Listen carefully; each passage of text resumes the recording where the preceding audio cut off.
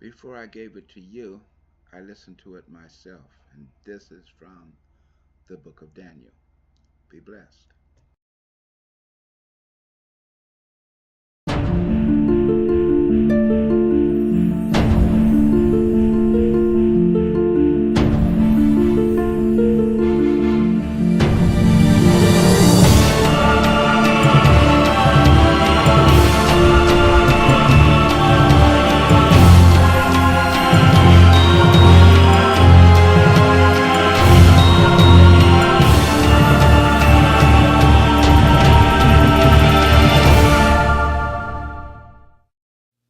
The Book of Daniel.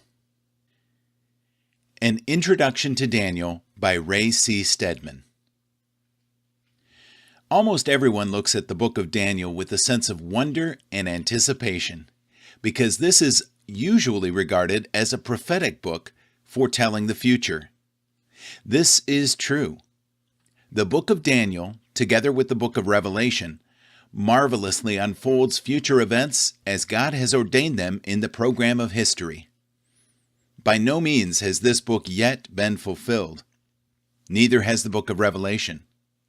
These two books, one from the Old and one from the New Testament, remarkably complement each other in their symmetry and harmony. The book of Revelation explains the book of Daniel. The book of Daniel lays the basis for the book of Revelation. If you would like to know God's program for the future, it is essential that you understand this book of Daniel. But knowledge of the future can be a very dangerous thing. Imagine what would happen if any or all of us possessed the ability to know what is going to happen in the days ahead. Think of what an advantage that would give us in the stock market, in the buying of insurance, and in other practical matters of life. By and large, God does not unfold the future to us. Certainly not in detail, and certainly not any individual's future. But what He does show us in the prophetic scriptures is the general trends of events, and where it will all end. Anyone who investigates this area thoughtfully, carefully, and scripturally will discover significant and helpful things about what is happening in our world today. Everything that is happening is working out God's purposes on earth. These will all end exactly as God foretold. We can understand what is happening today if we know what the prophetic program is. God has taken two precautions in this matter of unveiling the future. First, He has clothed these prophetic passages in symbolic language. He has given them to us in figurative form. That is why in these prophetic books unusual things appear. Strange beasts with many different heads and horns sticking out here and there, and images of all kinds, and other indescribable visions. You have something in the book of Revelation, bizarre beasts with strange combinations of characteristics. These have always puzzled people. You can't just sit down with the book of Daniel and the book of Revelation and read them through and understand them as you would a novel. You have to study them. Take the whole of the Bible to interpret the symbols in the books of Daniel and Revelation. This is one of the locks that God has provided to keep curious minds from getting into these books without an adequate background in Scripture. You cannot understand what is going on in them without first knowing a great deal about the rest of the Bible. These symbolic things are signs erected by God, and signs are given to us so that we may understand facts that are otherwise hidden. God's program for the future is hidden from us until we spend time understanding the signs, and these books are full of signs.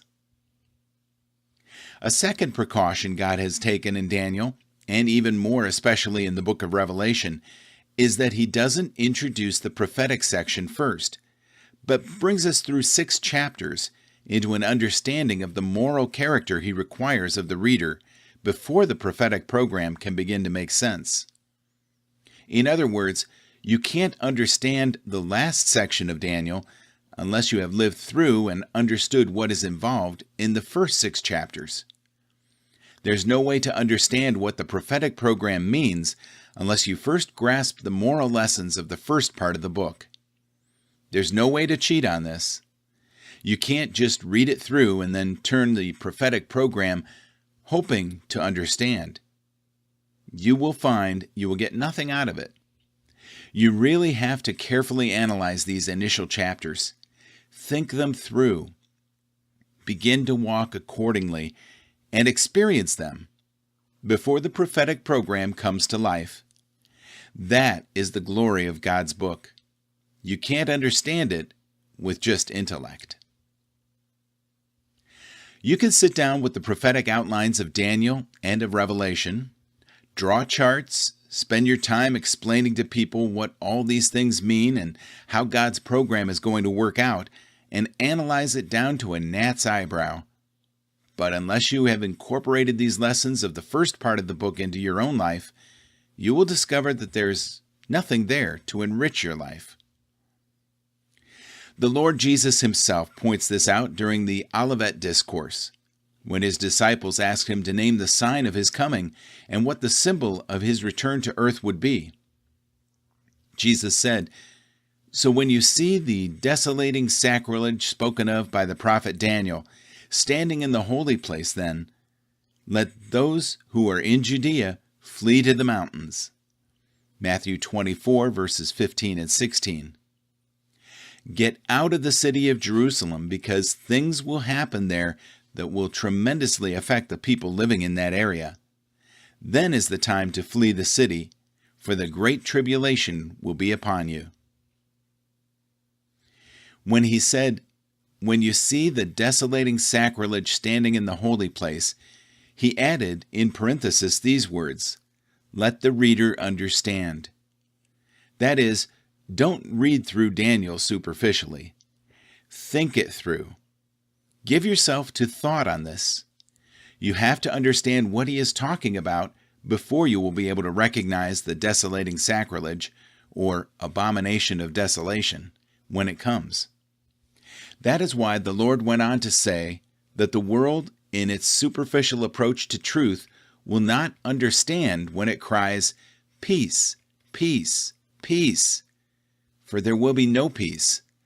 Sudden destruction will come upon them, and they will be swept away, just as the people of Noah's day were swept away when the flood came. Now, all of this is a warning to take the book of Daniel seriously, and to endeavor to understand the structure of this book as we delve into it.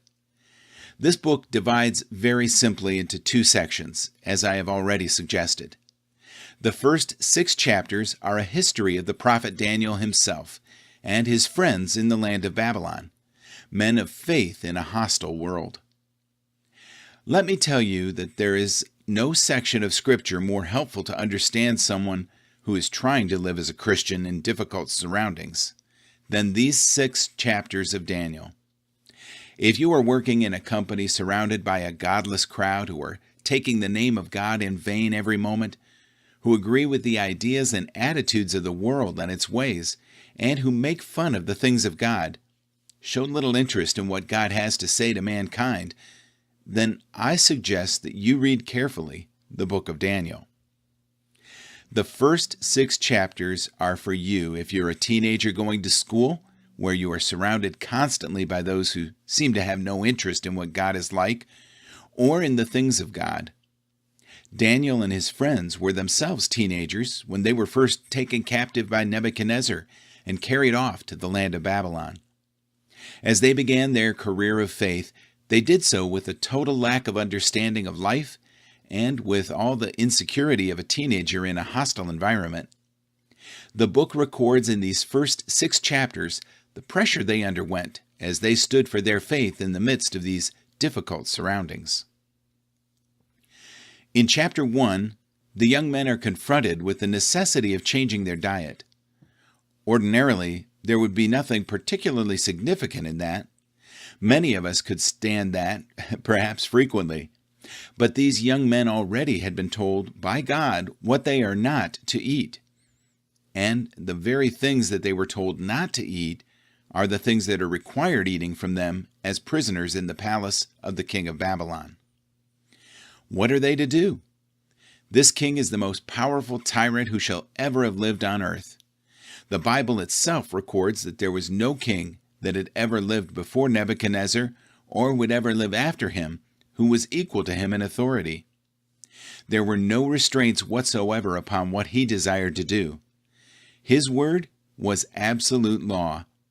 He could take any man's life at any time. Later on in his reign, he took the lives of the sons of the king of Judah as their father watched, and then had the father's eyes put out. Another man was burned to death over a slow fire. This king was an expert in torture. So these young teenagers facing this test know that they will have to either comply with the king's demands or forfeit their lives. What can they do? They feel all the pressure and hear all the familiar arguments that any person hears today to try to get them to give up acting on the basis of faith. They surely hear the argument, in whatever form it took in those days, when in Rome, do as the Romans do. Everyone else is doing this. What difference does it make what you eat? So what if you have a ham sandwich with these Babylonians? What's the difference? After all, they're prisoners in a country far away from home. Their own country has been laid waste. Who will know or care what they do? They feel the pressure, but these young men stand fast, and God honors them. God gives them the grace to stand despite that pressure, and as a result, they are exalted and given positions of authority and responsibility in that kingdom. This story of repeated pressure goes right on throughout this book. In chapter 2, we see part of the reason for this kind of testing for these particular young men. It comes out more clearly here in the story of the great dream vision of King Nebuchadnezzar. He dreams one night of a great image of a man with a strange body. He had a head of gold, shoulders of silver, midsection of brass, legs of iron, and feet of clay and iron mixture. But he forgets his dream. He calls in the wise men and asks them to tell him not only the interpretation, but the dream as well. I've often wondered if this wasn't the beginning of that popular song, "You tell me your dream, and I'll tell you mine." The astrologers and the soothsayers and the sorcerers of Babylon are totally unable to come up with anything. Obviously, if the king can't tell them the dream, then they can't dream up an interpretation. Thus, their lives are forfeit. Daniel is placed in the middle of this situation. Again, God's man is pressured and threatened with death if he does not conform. Again, God's man comes through, as he always does when he is willing to stand and obey God despite the pressures. God overrules in the affairs of men. Life is never determined by mere superficial pressures. The outcome that seems logically inevitable as you face a situation is not necessarily the outcome that will happen if you are trusting in the invisible God who rules the affairs of men. And that is the great lesson of this book all the way through. You find it beautifully expressed by Daniel in his prayer to God in chapter 2. Blessed be the name of God forever and ever, to whom belongs wisdom and might. He changes times and seasons. He removes kings and sets up kings. He gives wisdom to the wise and knowledge to those who have understanding. He reveals deep and mysterious things. He knows what is in the darkness, and the light dwells with him. Chapter 2, verses 20 through 22. If you are in touch with a God like that, you don't need to worry about what the crowd is doing. For that same God is able to carry you through and to work the situation out no matter how impossible it looks. That is exactly the story of Daniel, repeated 5 different times through these first 6 chapters. And God gives to Daniel and his friends the privilege of obliging the most powerful man on earth to recognize the overall government of God. Do you know that this is exactly the position every believer is placed in today? The world lives with the idea that there is no God, or if he does exist, he has no real power. He doesn't do anything. He doesn't change history. He doesn't affect human lives. He doesn't enter into situations and make any difference. He is a great old man in the sky, off there somewhere, who really doesn't affect anything that happens down here. That is the world's philosophy. But every believer is put into a position in which, if they walk faithfully, if they obey what God says despite the pressures that are put upon them, they are given the privilege of opening the eyes of men to the fact that God exists, that He is not dead, that He is at work in the affairs of men, and that He is a power to be reckoned with. In chapter 3, you have the story of the fiery furnace. The young men are commanded to bow down before the image which Nebuchadnezzar erected, pridefully thinking of the image in his dream. Because he was told that he represented the head of gold, that he was the great king of earth, in pride he lifted himself up and caused an image to be erected on the plain. It was a huge image, as tall as some of our rockets that we shoot into the sky, and the whole crowd is gathered on the plain, with these 3 young men among them. All are ordered to bow down and worship the image. In order to encourage them, a great furnace was built at the other end of the plain, and they are told that if they don't bow down, that is where they will end. Now that is a lot of pressure for young people to bear, and they have some additional inducements as well. There is a band, and what a band! The instruments are given to us, and we don't even recognize the names of all of them. When the band plays, the horn, pipe, lyre, trigon, harp, bagpipe, and every other kind of instrument, everyone falls down and worships. All except the 3 young men. When they are brought before Nebuchadnezzar, he orders them to fall down. Then they say these wonderful words, "O Nebuchadnezzar, we have no need to answer you in this matter." Chapter 3, verse 16. They are not being impertinent. They mean they do not need to take any time to think over their answer. We do not need to take any counsel. We know what to say. If it be so, our God, whom we serve, is able to deliver us from the burning fiery furnace, and He will deliver us out of your hand, O king. But if not, chapter 3, verse 1. Those are words of faith. But if not. Our God is able to, but we don't know the mind of God. His thoughts are greater than our thoughts. His ways are different than ours. It may be that He won't do it at all. But even if He doesn't, be it known to you, O king, that we will not serve your gods, nor worship the golden image which you have set up. Chapter 3, verses 17 and 18.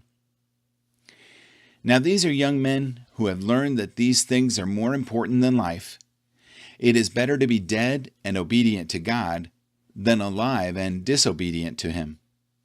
It is far more profitable to the individual concerned to walk with God at the cost of life itself than to be disobedient to what God has said. God will never be in any man's debt. Therefore, He greatly honors these young men. As a result, they come out of the fiery furnace without even the smell of fire upon them. You know the record. What an amazing story that is. Then in chapter 4, you have the conversion of Nebuchadnezzar. Did you know that this whole chapter is the testimony of the greatest king that ever lived, the greatest tyrant that ever ruled? It is the story of how God broke the pride of his heart, humiliated him, humbled him, allowed him to exercise his pride until it resulted in what always results when men live in pride: madness. He went out and ate grass in the field for 7 years. His throne was preserved, but he acted like an animal. This is what always happens to man when he chooses to walk out of the fellowship with the living God. He becomes animal-like, beastly, brutish. King Nebuchadnezzar became like an animal. Then the king tells how his reason was restored to him by the grace of God, And his closing word in this chapter is a great testimony of faith, of how God humbled him and brought him back. Now I, Nebuchadnezzar, praise and extol and honor the King of heaven, for all his works are right, and his ways are just, and those who walk in pride he is able to abase. Chapter 4, verse 37. Who brought him to this? Humanly speaking, it was Daniel and his friends. 4 young men were used of God to win the heart of the greatest king of the greatest empire the world has yet seen. Now look at chapter 5. Here is the story of the handwriting on the wall, the familiar story of King Belshazzar. Note the luxury and licentiousness and the lust of that kingdom. A degenerating, deteriorating kingdom, yet in the midst of it, Daniel, having lived through 3 empires, is still prime minister. God uses him to interpret the strange figure of the hand that appears and writes upon the wall. The judgment of God upon that licentious king. This bears out the thesis of this book, that God is at work in the affairs of men, and any man who sees beyond the things that are seen to the things that are unseen and acts accordingly will find that God is with him, supporting him and strengthening him along the way, bringing him out to the praise of his glory. Chapter 6 tells of the lion's den, but it is the same story told in still another way. Darius throws Daniel into the lion's den, but God sent his angel to shut the lions' mouths. Daniel is brought out again, delivered by the hand of God. Chapter 7 begins the prophetic section, starting with the vision of the 4 beasts. It is interesting that these beasts cover the same period of time as the 4 divisions of the image that Nebuchadnezzar had seen in chapter 2. That image had a head of gold, symbolizing the Babylonian kingdom, shoulders of silver for Media-Persia, the trunk of brass symbolizing the Grecian Empire, and then the 2 legs of iron representing the 2 divisions of the Roman Empire, and terminating at last in a broken kingdom characterized by feet of mingled iron and clay. This great prophetic passage outlines history from Daniel's day clear past our own day, to the end of time and the return of Jesus Christ. For as the prophet watches, he sees a stone cut out without a hand strike the image on its feet, utterly demolishing it, and then grow to be a great mountain to fill the earth.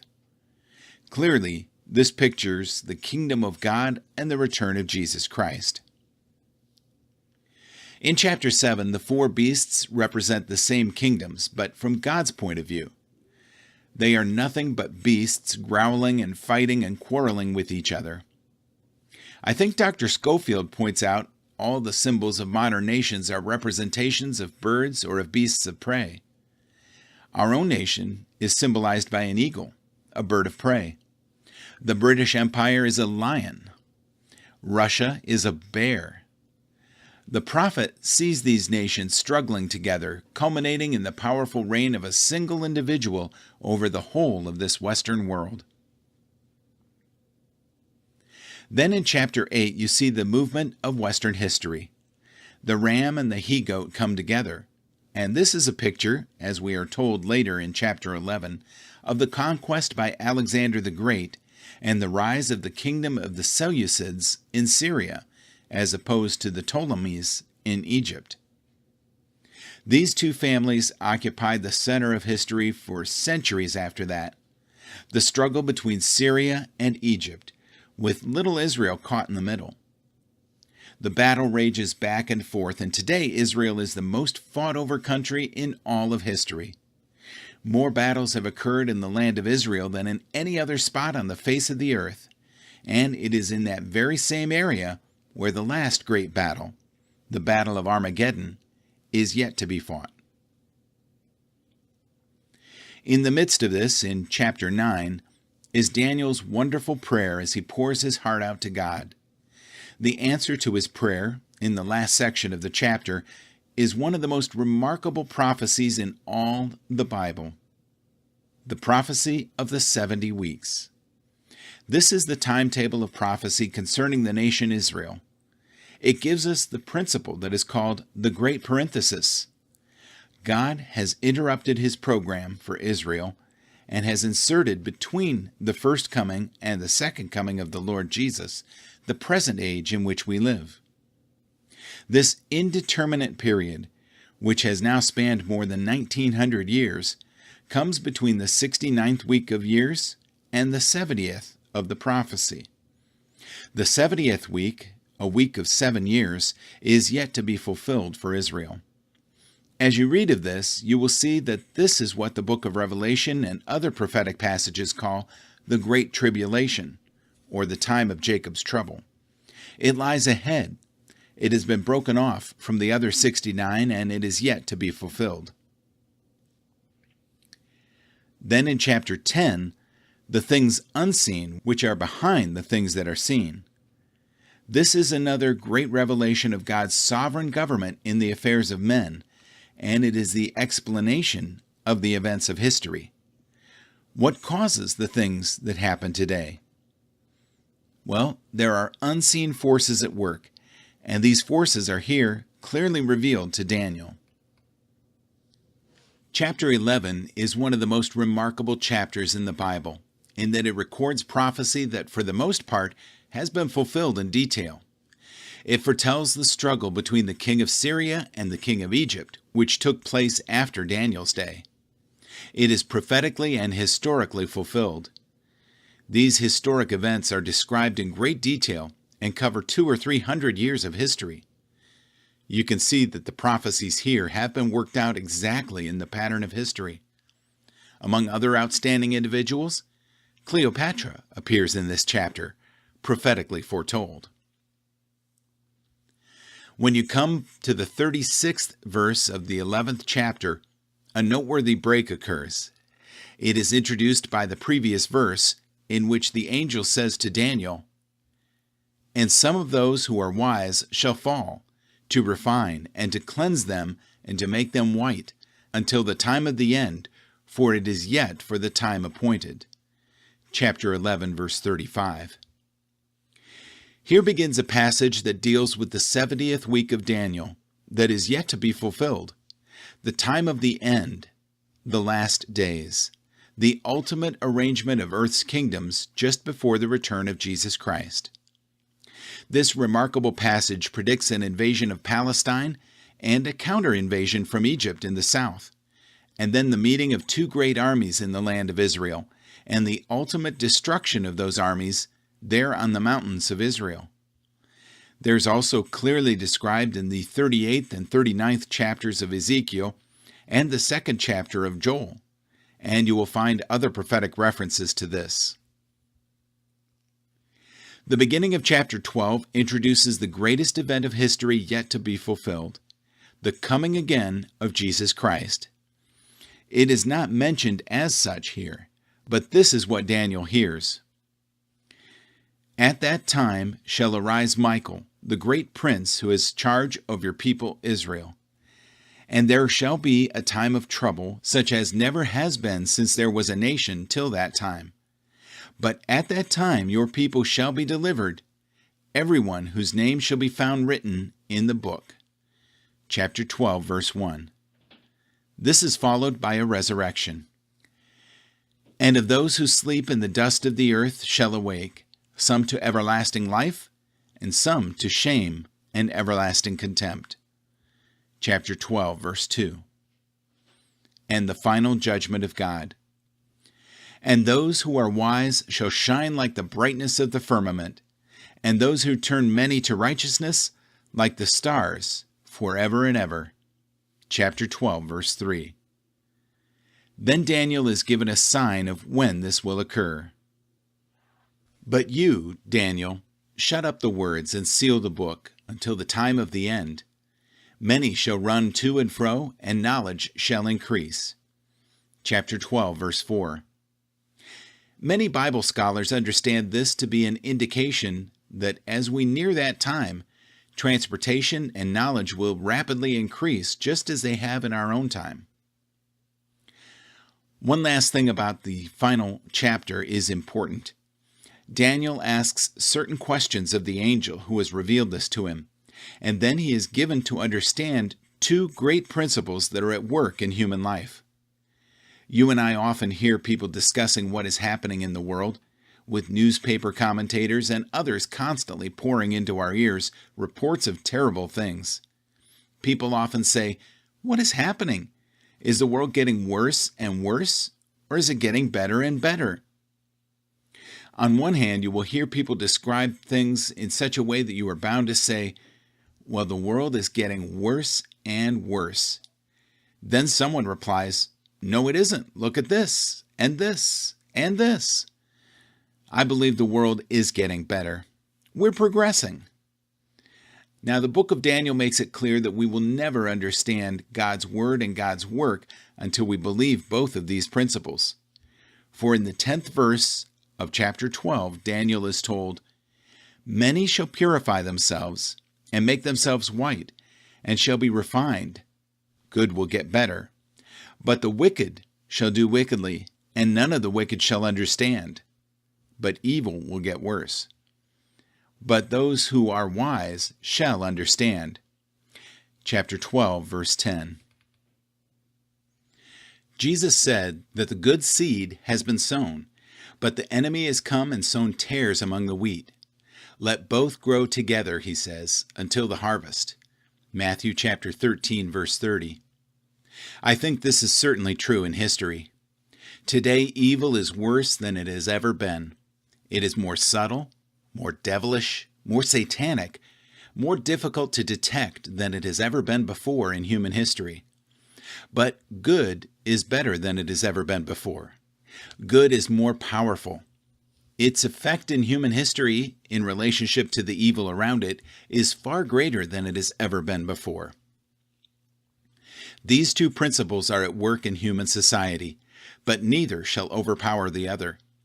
Good is not going to become so triumphant that evil finally disappears, as once was thought at the turn of the century. Nor is evil going to be so powerful that good finally disappears. Both are going to come into a headlong conflict, and the Bible everywhere records that at that precise moment in history, God shall again intervene in human affairs. Of the ultimate clash of these two great principles working in human society, Daniel is told, "Blessed is he who waits and comes to the 1,335 days.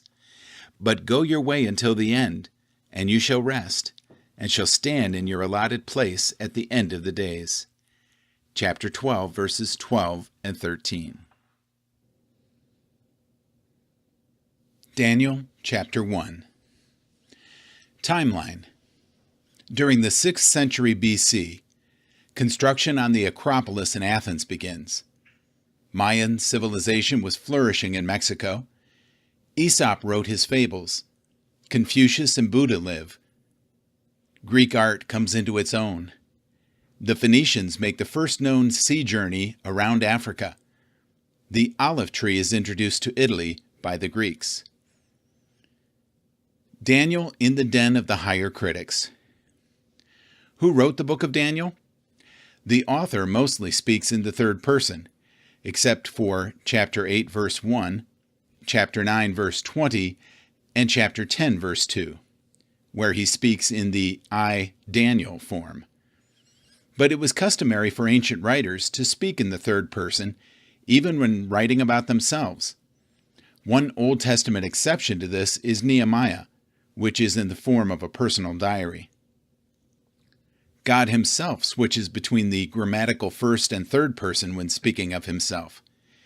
Compare Exodus chapter 20, verse 2, "I am the Lord your God," and chapter 20, verse 7, "For the Lord will not hold him guiltless." So clearly, the book of Daniel claims to have been written by Daniel himself, and the fact that it is written mostly in the third person does not contradict that claim. Fortunately, Jesus clears the matter up nicely. He tells us that Daniel wrote the book of Daniel. Therefore, when you see the abomination of desolation spoken of by Daniel the prophet, Matthew chapter 24, verse 15, and Mark chapter 13, verse 14. Ezekiel, who was a contemporary of Daniel, knew of him and his godliness. Even if these three men, Noah, Daniel, and Job, were in it, they would deliver only themselves by their righteousness, says the Lord God. That's Ezekiel chapter 14, verse 14. Daniel describes events of the 2nd century before Christ, especially the period 175 to 164 BC, with such precision that critics have held that it had to have been written after that period, during the time of the Maccabees. Supposedly, its purpose for being written during that time was for it to be an inspiring political tract meaning to encourage God's people on to victory during the Maccabean War. The first one to suggest a Maccabean date for Daniel was the Neoplatonic philosopher Porphyrius of Tyre, 3rd century AD. Porphyrius couldn't believe the prophecies, so he suggested the later date. Jerome, in his commentary on Daniel, spent much of his time refuting these arguments. Beginning in 1771, influenced by the Enlightenment, academics began to revive the old Maccabean date theory for Daniel. They all agreed that every accurate prediction of Daniel was written after the event had taken place. The modern argument is based on supposed inevitable mistakes that a 2nd century BC writer would make when writing about a period 400 years before, in the 6th century BC. In our own day, it would be as if someone wrote a story about the Pilgrims landing at Plymouth Rock with speedboats and computers. We would know that it was a forgery. There are usually said to be 5 main historical blunders: the wrong date for Nebuchadnezzar's invasion, using the word Chaldeans to describe a class of soothsayers, the obviously legendary account of Nebuchadnezzar's madness, King Belshazzar and his relationship to Nabonidus, and the legendary figure of Darius the Mede. There is also a linguistic argument made saying that the Greek words used in Daniel, words that would not have come into the Hebrew vocabulary until the 2nd century BC. As we go through Daniel, we will give special attention to these issues and what modern archaeological research has to say about them. But we should ask, why such a strong attack against Daniel? Simply because Daniel contains more fulfilled prophecies than any other book in the Bible. In New Testament prophecy, Daniel is referred to more than any other Old Testament book. Marxist governments have prohibited preaching from passages like Daniel because they tell God's words on the course of history where he and his people win. Daniel chapter 1, verse 1. In the 3rd year of the reign of Jehoiakim, king of Judah, came Nebuchadnezzar, king of Babylon, unto Jerusalem, and besieged it. Daniel chapter 1, verse 2. And the Lord gave Jehoiakim, king of Judah, into his hand, with part of the vessels of the house of God, which he carried into the land of Shinar, to the house of his God, and he brought the vessels into the treasure house of his God.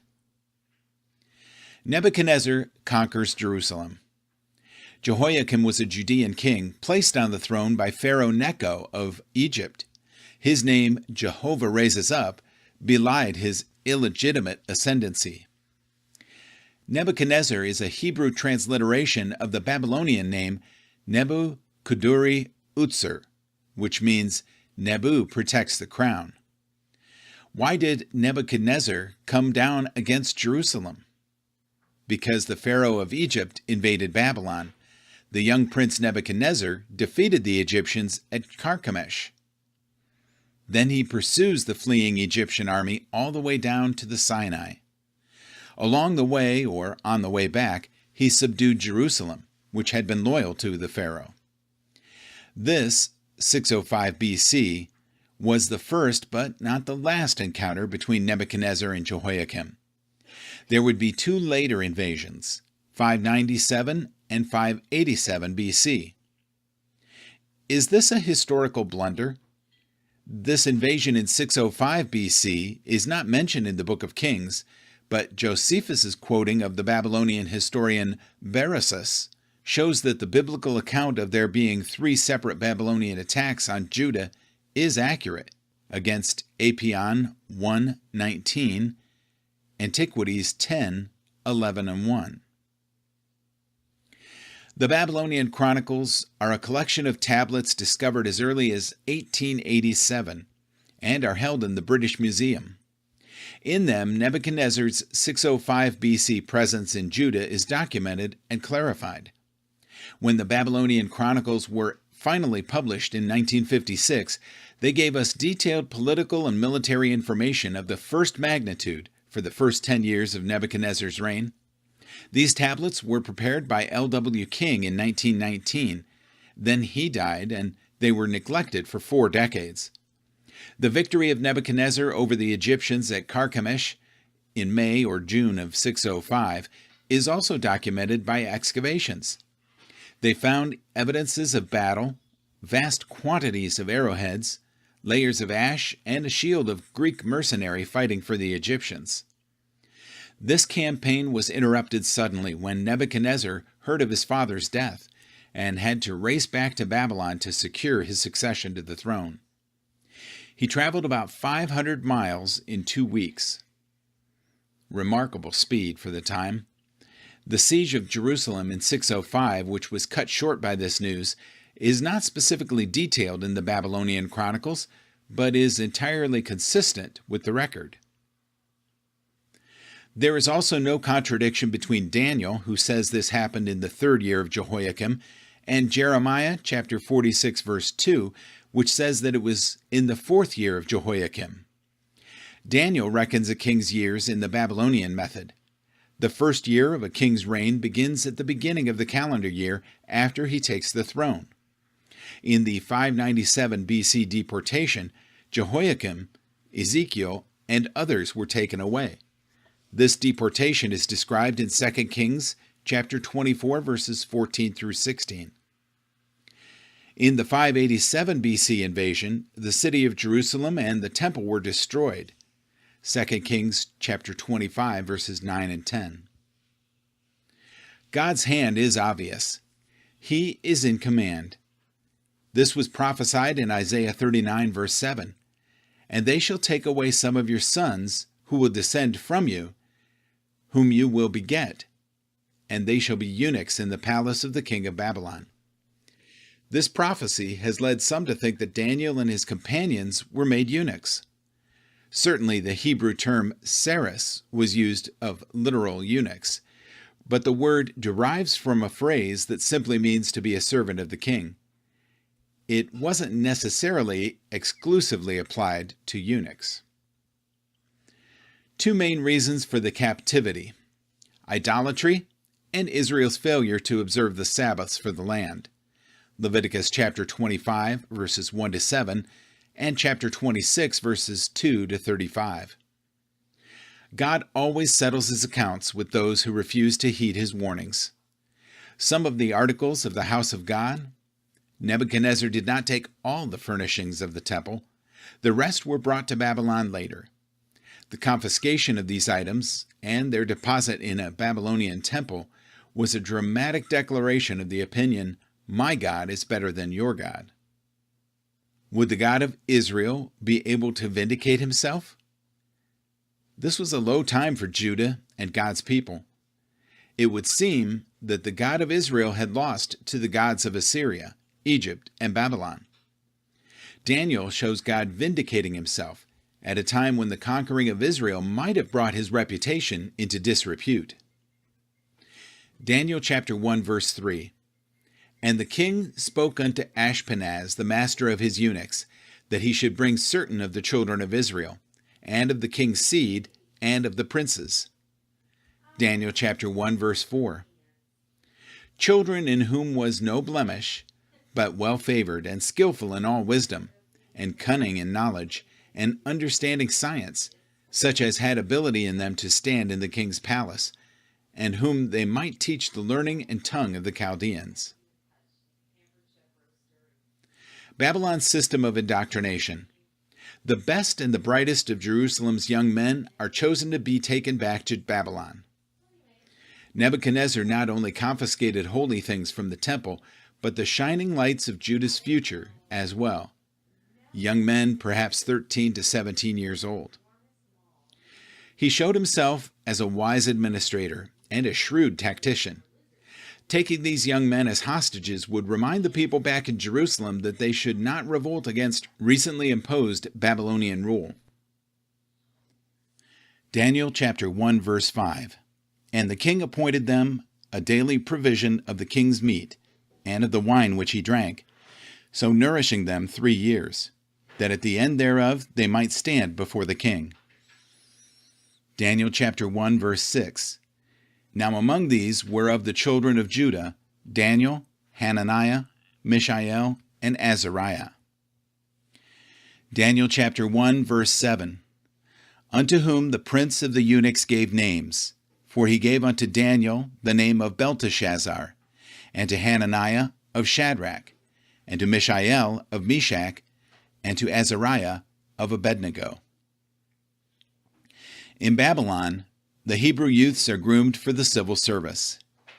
It was a given that these would be provided for by the government, but to have the same food and wine that was prepared for the king was intended as a special honor. 4 of these youths had their names changed. Daniel, God is my judge, to Belteshazzar, Bel's prince. Hananiah, beloved by the Lord, to Shadrach, illumined by sun god. Mishael, who is as God, to Meshach, who is like Venus.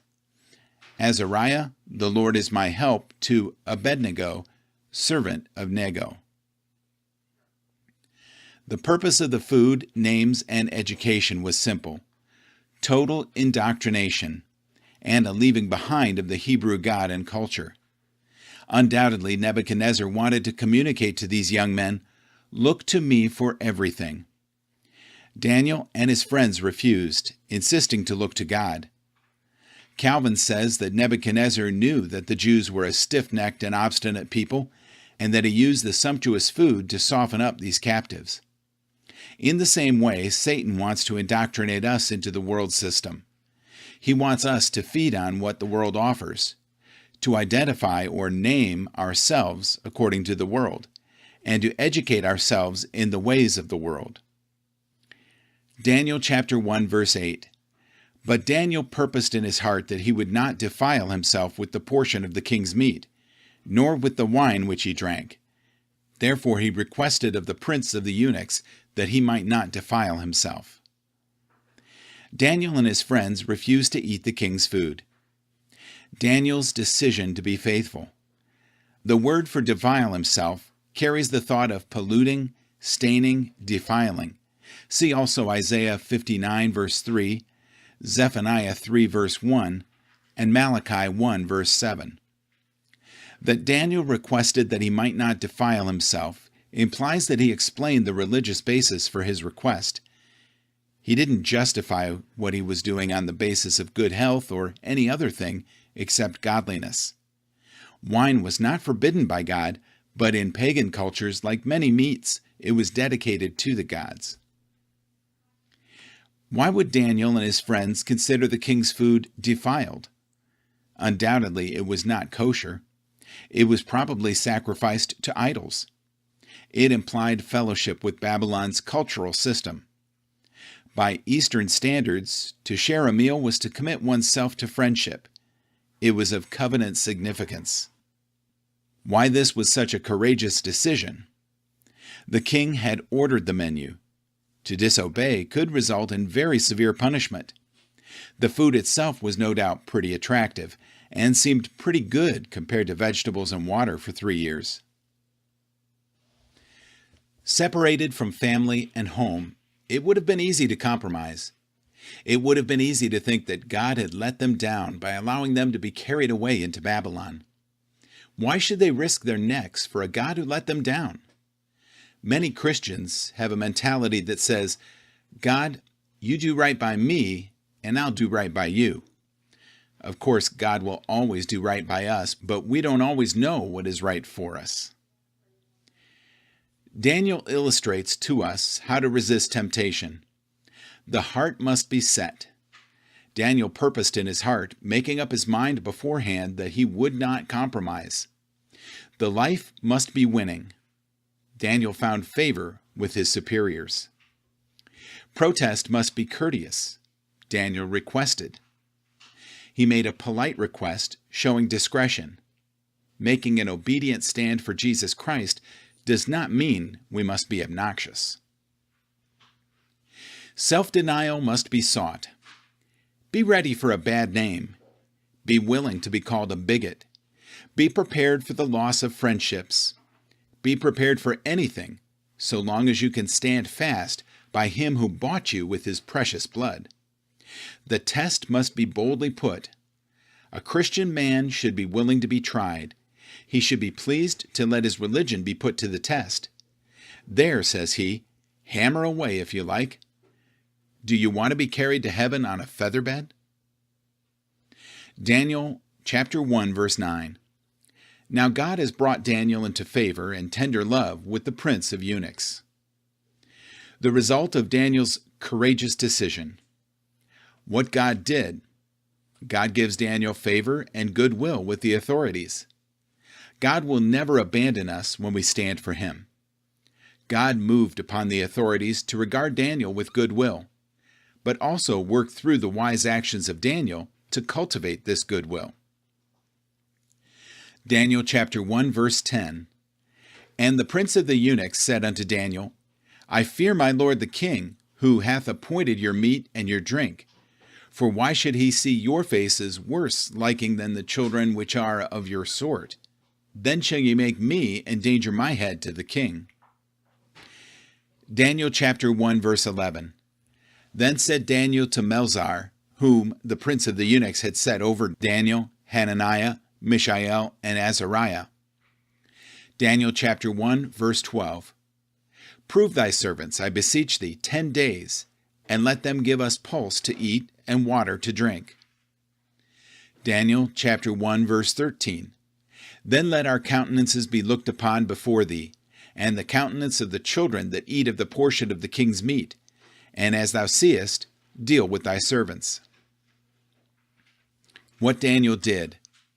Daniel wisely, and with great trust in God, suggests a plan.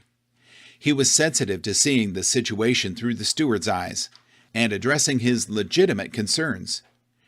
Martyrs by proxy, who have such strong convictions that they think if someone else's duty to run risk for them, are by no means unknown.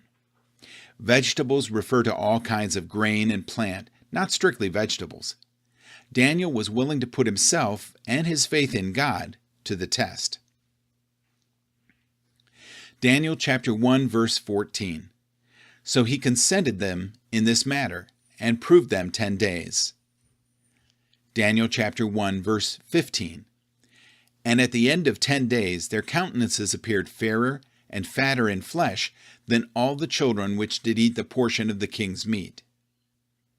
Daniel chapter 1, verse 16. Thus Melzar took away their portion of the meat and the wine that they should drink, and gave them pulse. The primary result? Immediately, Daniel and his companions are blessed for their faithfulness. Daniel chapter 1, verse 17. As for these 4 children, God gave them knowledge and skill in all learning and wisdom, and Daniel had understanding in all visions and dreams. Daniel chapter 1, verse 18. Now at the end of the days that the king had said he should bring them in, then the prince of the eunuchs brought them in before Nebuchadnezzar. Daniel chapter 1, verse 19. And the king communed with them, and among them all was found none like Daniel, Hananiah, Mishael, and Azariah. Therefore stood they before the king. Daniel chapter 1, verse 20.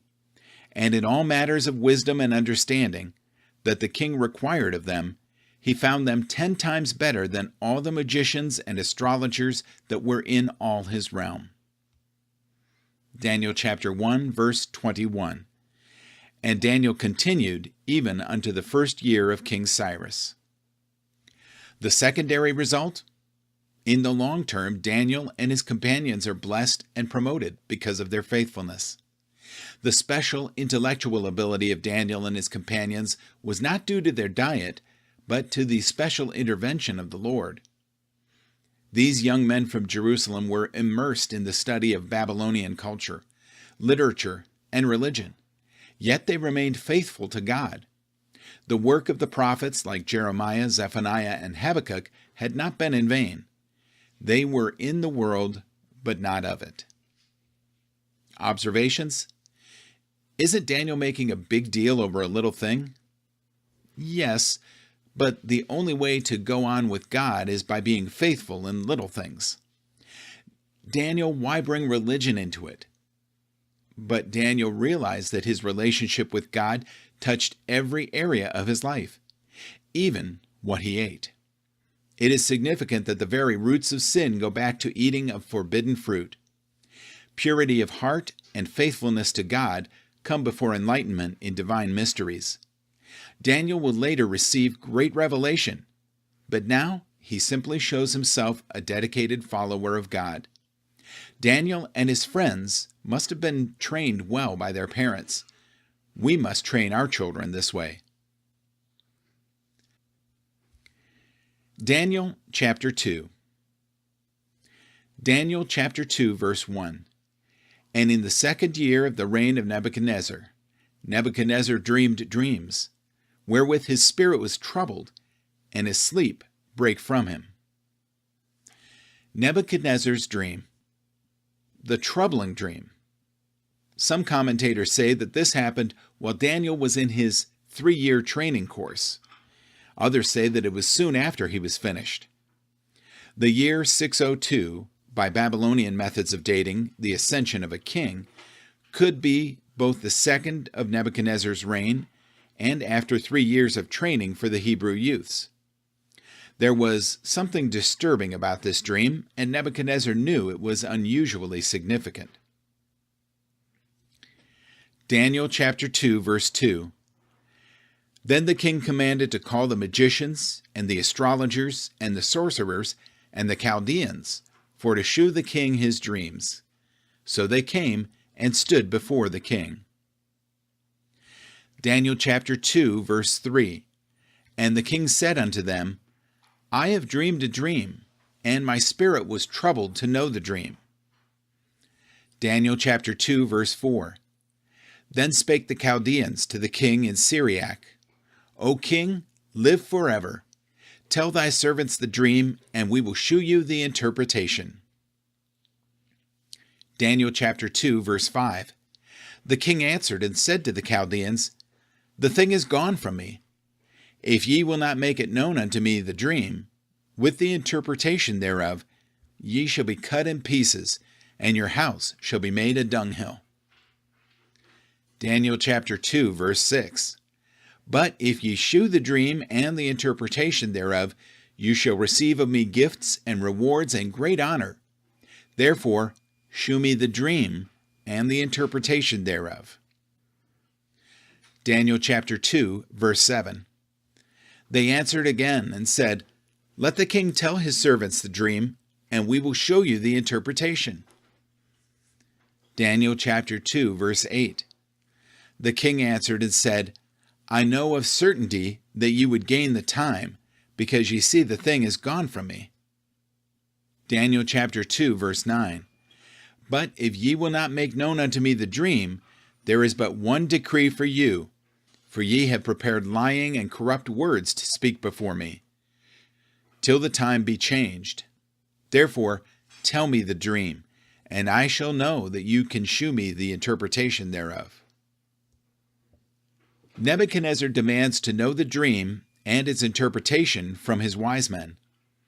It is hard to say if Nebuchadnezzar really remembered the dream or not. He may have had a sense of it, but have been fuzzy on remembering the details. Nebuchadnezzar had no criteria by which to judge the accuracy of their interpretation, but could test their ability to tell what he had dreamed. In fact, it was the business of these wise men to be able to contact the divine and get secrets from the spirit realm. The harsh posture of Nebuchadnezzar, as well as the method of execution he describes, is perfectly consistent with an ancient Eastern monarch. Archer describes one method of dismemberment. The victim was tied to 4 trees with a rope at each limb. The trees were bent inwards and tied together at the top. The top rope was cut, and the body was snapped into 4 pieces. Daniel chapter 2, verse 10. The Chaldeans answered before the king and said, "There is not a man upon the earth that can show the king's matter. Therefore there is no king, lord, nor ruler that asks such things at any magician or astrologer or Chaldean." Daniel chapter 2, verse 11. And it is a rare thing that the king requires, and there is none other that can show it before the king, except the gods whose dwelling is not with flesh. These wise men explain the impossibility of Nebuchadnezzar's request, and in so doing, they confess that true revelation comes from God down to man. It is not the achievement of man. The strategy of the wise men was to convince the king that he was being unreasonable, not that they were being incompetent. They were like some modern ministers of our own day who spend their time studying philosophy, psychiatry, psychology, social science, political science, and then continue under the pretense of being God's messenger to men. Daniel chapter 2, verse 12. For this cause the king was angry and very furious, and commanded to destroy all the wise men of Babylon. Daniel chapter